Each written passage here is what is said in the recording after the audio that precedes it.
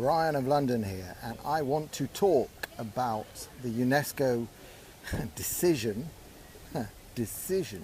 and vote to strike Jewish history from existence. Because there's something that is really not being talked about. And it's quite simple. This is part of fundamental Islam. Islam is a replacement theology. Islam exists to wipe out Judaism and Christianity because Islam regards both of those as being infidels, untrue. In fact, the primary crime of Jews and Christians is that we took the fundamental word of God, which is the Quran, as dictated to their prophet Mohammed. We took it and we falsified it. And that's how we come to have the Torah and the New Testament, you know, the stories about Jesus. Both of those are falsifications according to Islamic history. And if you don't understand this, you don't understand anything that they're doing. So when they deny the Jewish link to the Temple Mount, it is an absolute fundamental part of Islam, and they must do it. They must do it to take over and usurp Jewish sovereignty over our land. That's what they must do. And so when I see, you know, writers from Haaretz sort of tweeting out this sort of jokingly, oh, but if we don't have the temple, where were the Jews supposed to have killed Jesus?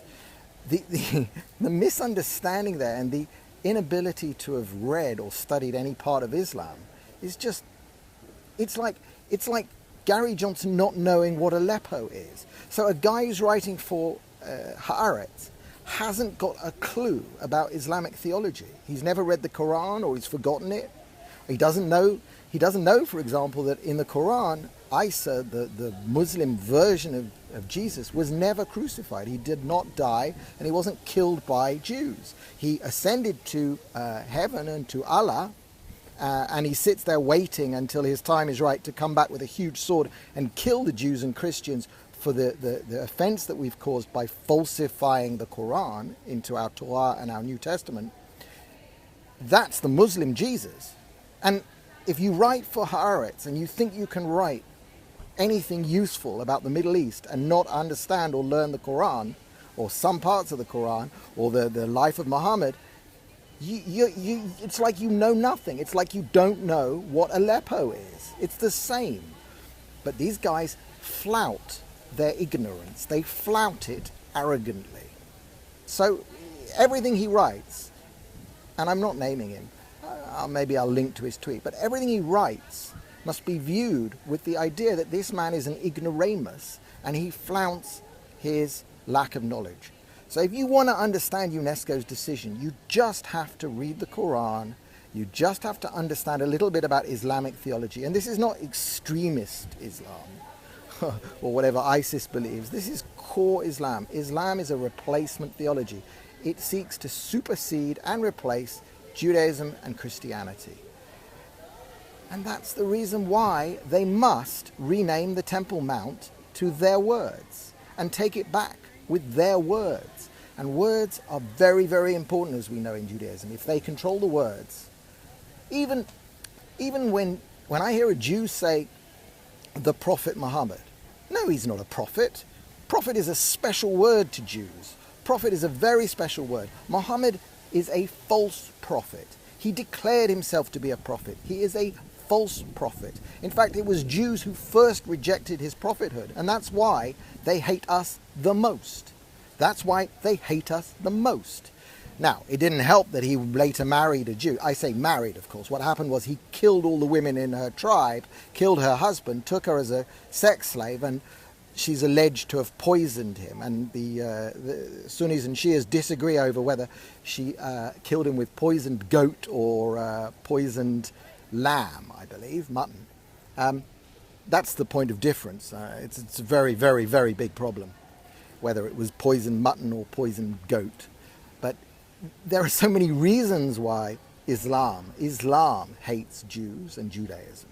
But bigger than those little ones, it's this replacement thing. It's that the entire story of Islam, its history, doesn't hold up whilst there are Jews in existence. And this is the final point I'll make, dhimmitude. I've said it so many times. Dhimmitude is the condition that we lived under Muslim rule. Jews were not even citizens. It's wrong to say second-class citizens. It was not citizen. We lived at the whim of the ruler. If we paid our tax, our jizya, special tax, then maybe we could be allowed to live and under sort of subhuman conditions, different clothing, not being allowed to ride horses, not being able to rebuild churches or mosques or synagogues. Those are the conditions of dhimmitude. But it was always at the whim of the ruler. The ruler could just decide, hey, let's have a pogrom and kill some Jews. So even paying the jizya, even paying the tax, wasn't enough to guarantee your safety. So you were never a citizen as a dhimmi. And what happened? Jews reversed dhimmitude. We took back our land. It's our land and we took it back. We turned from dhimmis into free people, ruling ourselves according to our own Jewish principles on our Jewish land. And that is the biggest affront and the biggest insult to the honor of Islam that's ever happened. It's the worst thing that can have ever happened. The worst people in the world, the Jews, took back their sovereignty from the Muslims. This is unthinkable, and that is why they will fight us until they either cease to exist or we cease to exist. There's no alternative. There's no peace.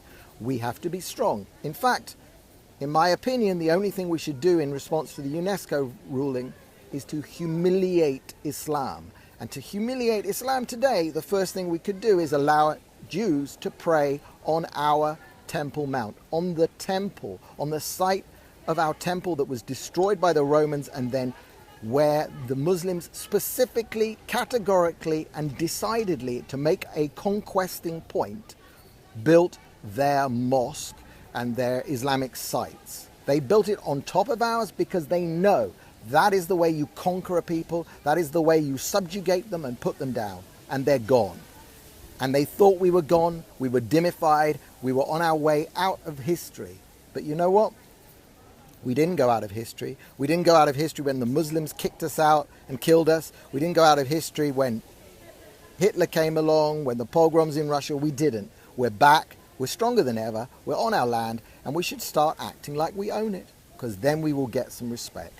Thank you, and Shabbat Shalom, and I'm looking forward to Sukkot, and the weather, my little point, the weather is starting to turn. It looks like we're going to get some rain during Sukkot, and that's because Judaism is Israel, and Israel is Judaism. And even the blinking weather in the end of October has waited to rain because it's waiting for our Jewish Sukkot to arrive. So Shabbat Shalom, and looking forward to the next Chagim. Bye.